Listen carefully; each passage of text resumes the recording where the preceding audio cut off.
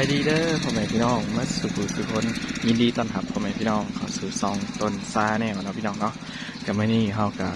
จะพาพ่อแม่พี่น้องมาเบิ่งพิธีขึ้นเฮือนใหม่เนาะอยู่ที่บ้านขึ้นเหนือเมืองจำพรแขวงโซนนาเขตเนาะพี่น้องเนาะตอนนี้ก็มันเป็นบรรยากาศยามตอนเช้าเนาะเพิ่นกำลังจะทำพิธีแห่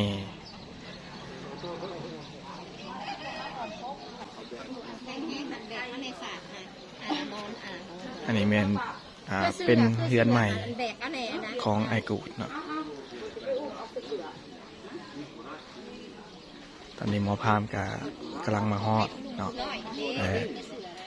เป็นกำลังเตรียมเครื่องที่จะแห่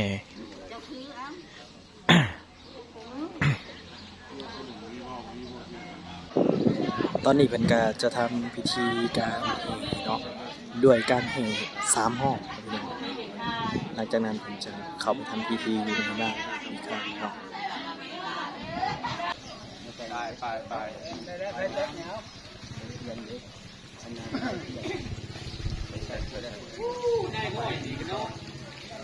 ลูกน้องได้แม่ยังยืดเรายิ่งพี่น้องได้มีเมื่อใกล้ๆก่อนได้ที่ไปเต้นน้ำไปเมื่อขายร้ายอย่างนี้นี่เลื่อนลังขายแล้วนาอามาเด้มาแต่บ้านมันเพียงยืน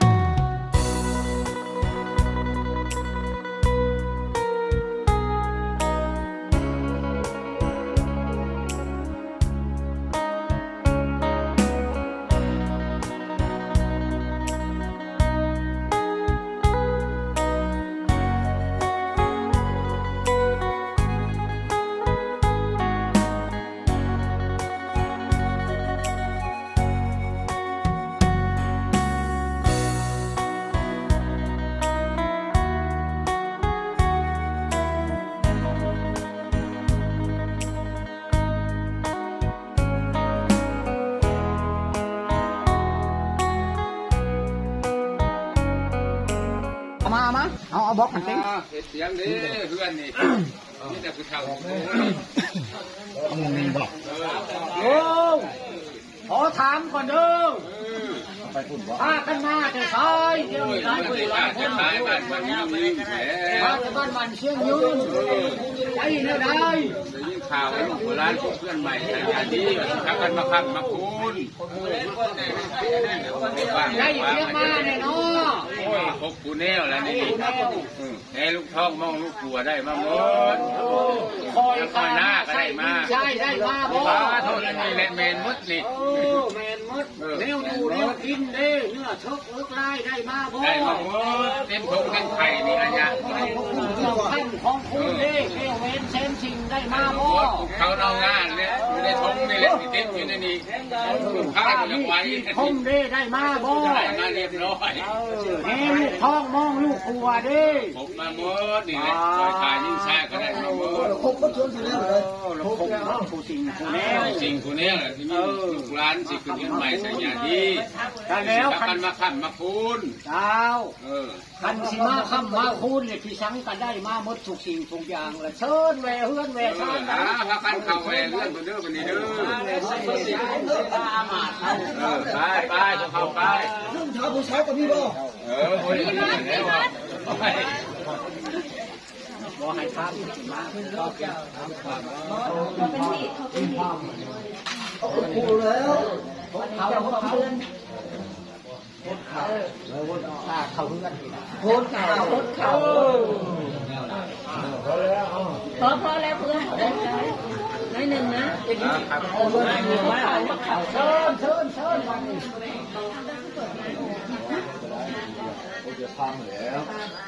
เดินขึ้นแบบนี้มองได้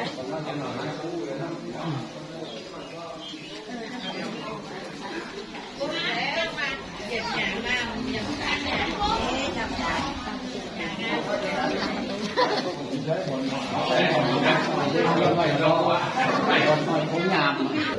เอาอยู่ในห่อแล้วก็ว่ามีบอสว่ามีผ่าเนาะ บริเวณอันใครเอาเขาก็จะเสือกเขา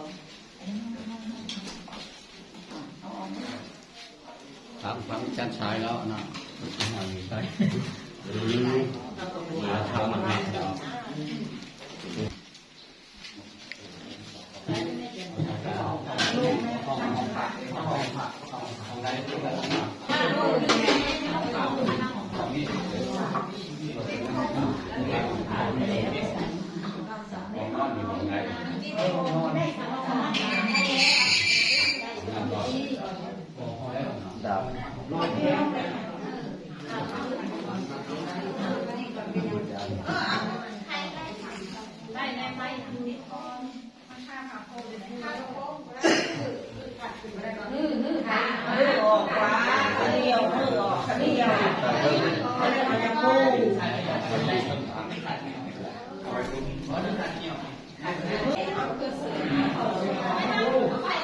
พ่อขยับออกมาบ่ได้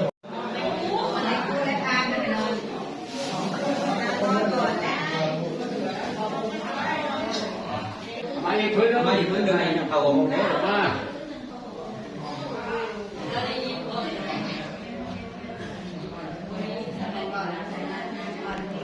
โอ้ยก็คือเรื่องของกันแล้วประมาณบุเล่เป็นหมื่นบุเล่เอา20,000แล้วเอา20,000ในห้อยสิขายทั้งอีกซื้อ20,000แล้ว เจ๊ขึ้นแห่งดีเลยเนาะเอา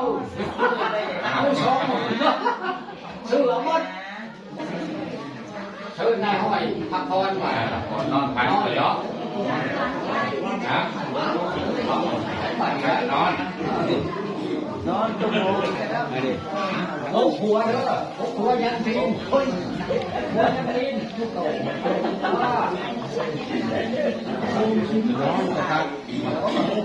ัวทำเอง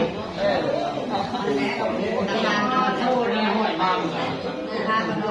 เจ็ดปีไปเจ็ดเดือนจะมาของมาใจของมาบ้าน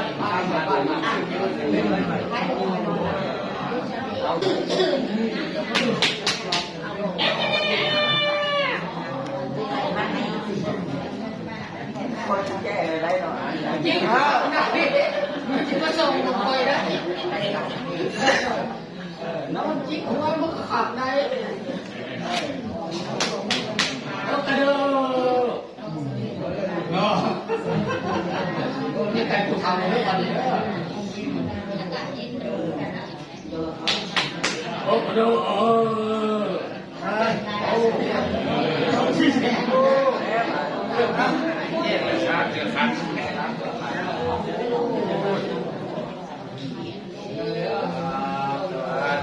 รับกันที่เราลงในข้างในท้ายล้างตาชิบอนเลยโอ้ย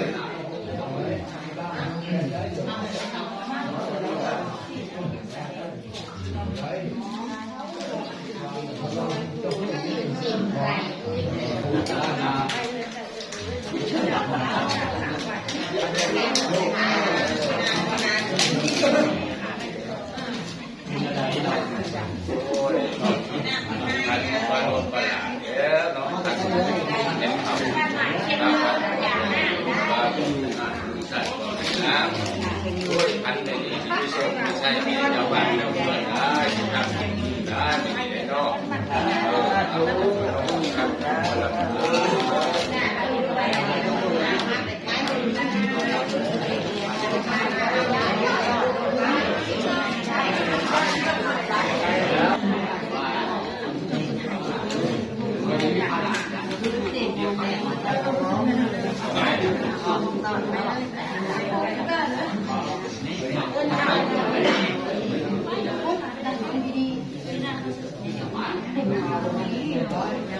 คร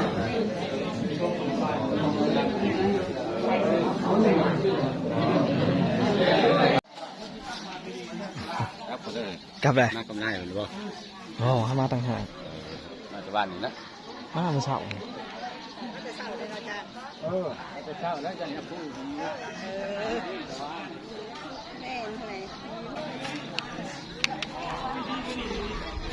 ตอนนี้พิธีขึ้นเทือนกะสำเร็จแล้วเนาะพี่น้องเนาะหลังจากนั้นเพิ่นก็จะเอายาคูขึ้นเพื่อทำการถวายสังฆทานแล้วก็ใส่บาตรครับ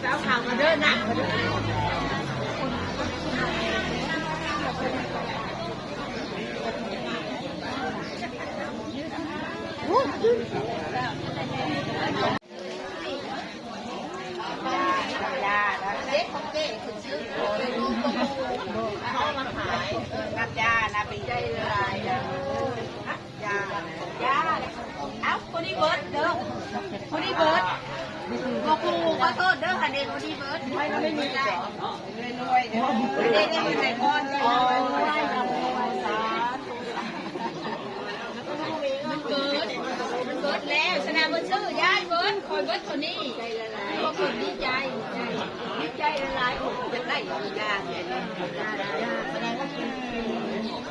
ยาดีลูกของรักษา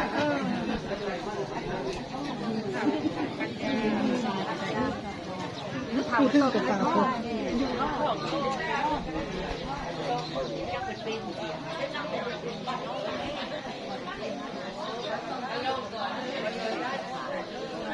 พอไปเถิงดวงวิญญาณของพอเท่าเทนแม่เท่าสอน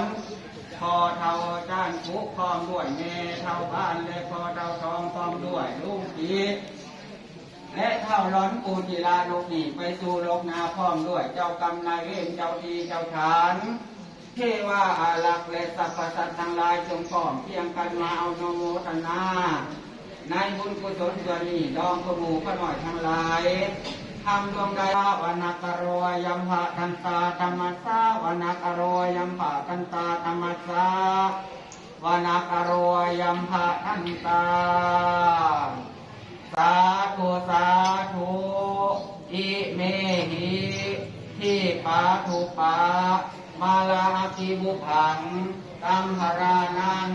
สารีนังสักการิหิพุทธังธรรมังสังฆังอาภิปูสยามามากาปิตาดินังปูนาวันตานัญจาไม่หันจาที่คารตังทิกายะสุขายะสาภาวะโต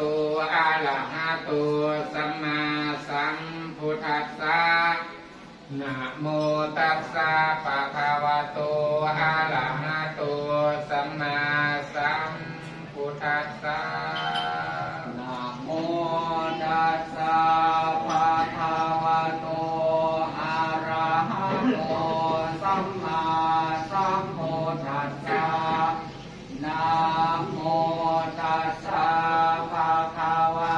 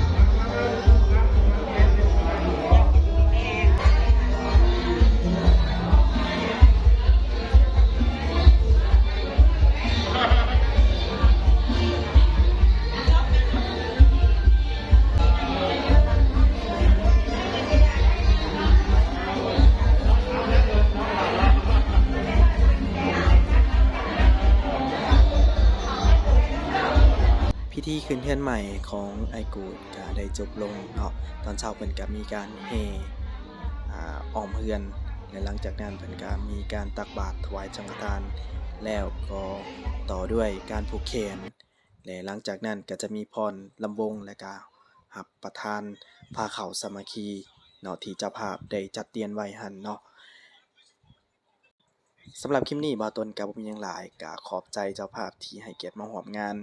ขอบใจเมื่อทุกคนที่ต้อนรับบ่าวต้นเป็นอย่างดีพบกันใหม่ในคลิปหน้าสำหรับคลิปนี้บ่าวต้นก็จะอำลาพ่อแม่พี่น้องไปด้วยคลิปนี้ด้วยการพรละวงลาวเนาะสามัคคีขอจบขอบใจ เดินออกมาหาทางหาตัวขายของบ่ดีแพงเอ้ยป่าแดกน้ำสำว่าเจ้าละมาละพี่เพื่อยังเทียมคนงาม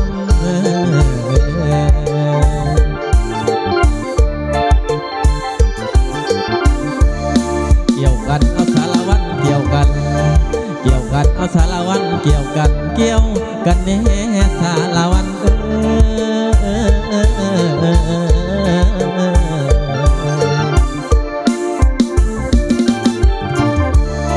หรือว่า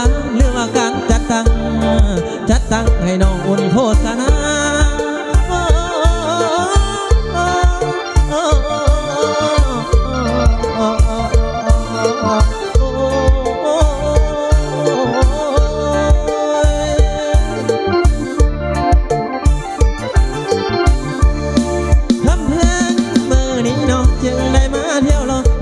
คนแถวนี้คนพอดีจังน้องหาตัวใส่มาเป็นย่อย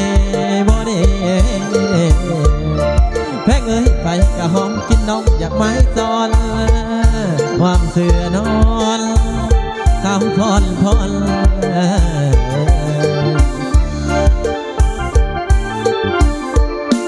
ลับถึงละกำลังเฝ้าใหม่ปลูกเอาไว้อยู่ในเด่นดงรูปหล่อและให้ออกมาโค้งลำวงก็ลำวงสารวันลำวงก็ลำวงสารวันสารวันปากซองบ่อลิเวสารวันปากซองบ่อลิเวดินแดนที่สวยงามโมดงและหังมีอีกอย่างบนเสื้อที่งดงามวิลาบุรุษของสาเรารักษาเอาไว้รักษาวันละเฮารักษาเอาไว้รักษาวันละเฮา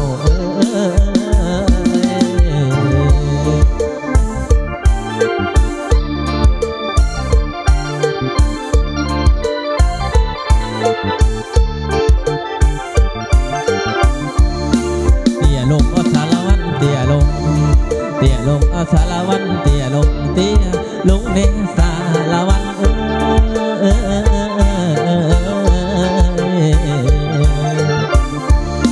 ลุกขึ้นเอาสารวันลุกขึ้นเอาสารวันลุกขึ้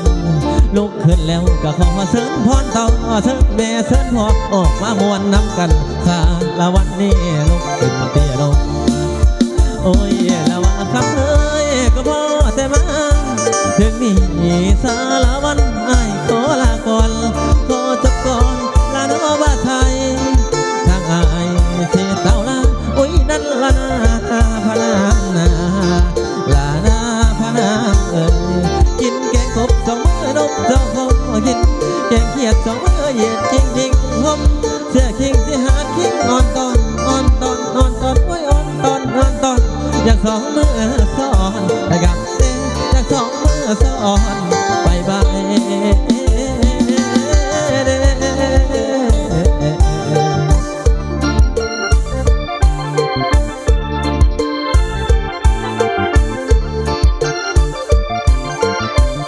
อยากสองมือสอนบายเด้โอ้ย